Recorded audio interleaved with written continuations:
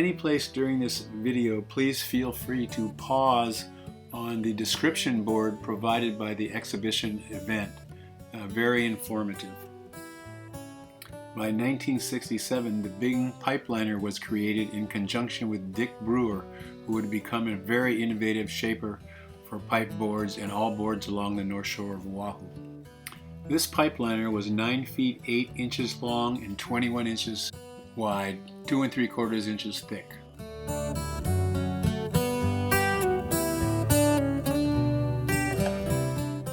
This 9-foot board, ridden by John Peck, was designed by Don Hanson and had a George Downing fin.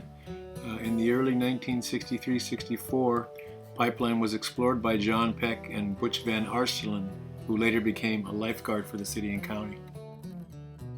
This exhibition is a collaboration of the Turtle Bay Resort, the California Surf Museum, Billabong, and the Billabong Pipe Masters.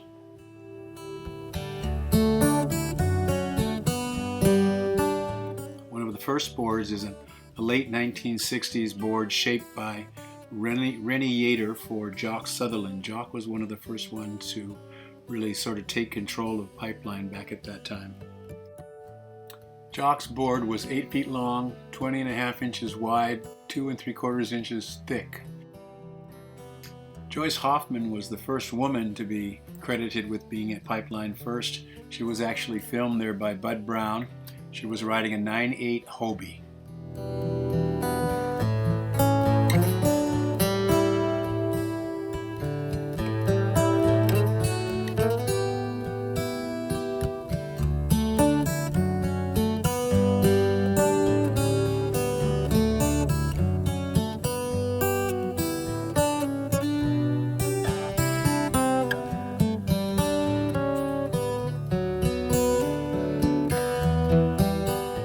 Jerry Lopez won the Pipe Masters in 1972 and 73, and his name has been associated with the shape of the boards for the pipe, along with Dick Brewer, and control of that wave for many years. Remember, this was back in the single fin era, and those earliest contests only had 6 invited entrants. This 7'10" Spider Murphy shaped board won Sean Thompson the 1975 Pipe Masters Championship.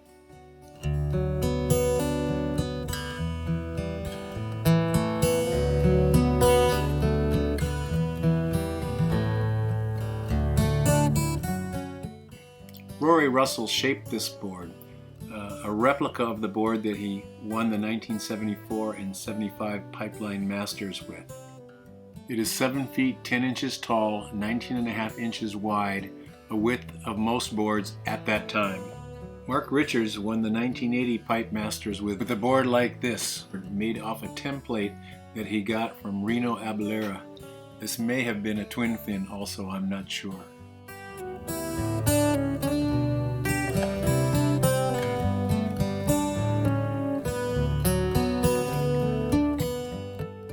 Michael Ho, a 5-time finalist of the Pipe Masters, actually won the event in 1982.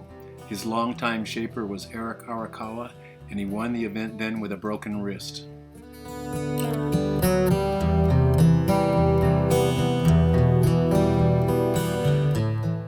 This 7'8" Town & Country Jeff Johnson board was surfed by Dane Kealoha, who won the 1983 Pipe Masters. This is actually a replica of that board. Dane was credited with the pig dog stance and his amazing barrel riding.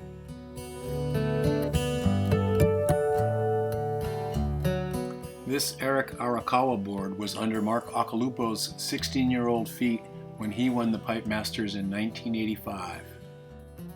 At 6 feet 10 inches, you can see the boards are gradually getting shorter. Derek Ho won the event both in 1986 and 1993.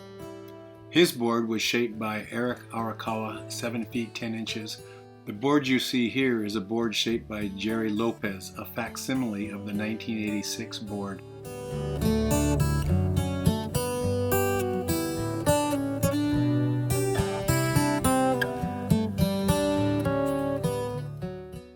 board on the left, shaped by Wade Tokoro, was the board that Joel Parkinson won the 2012 Pipe Masters event on his way to his World Championship.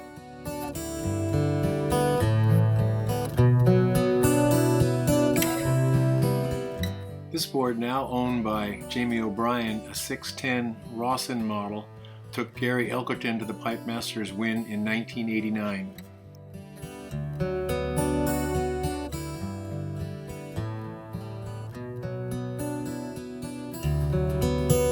This is a Campbell Brothers Bonzer board, once surfed at Pipe by Jock Sutherland. Duncan owns Cafe Haleiwa, and you can still eat there today.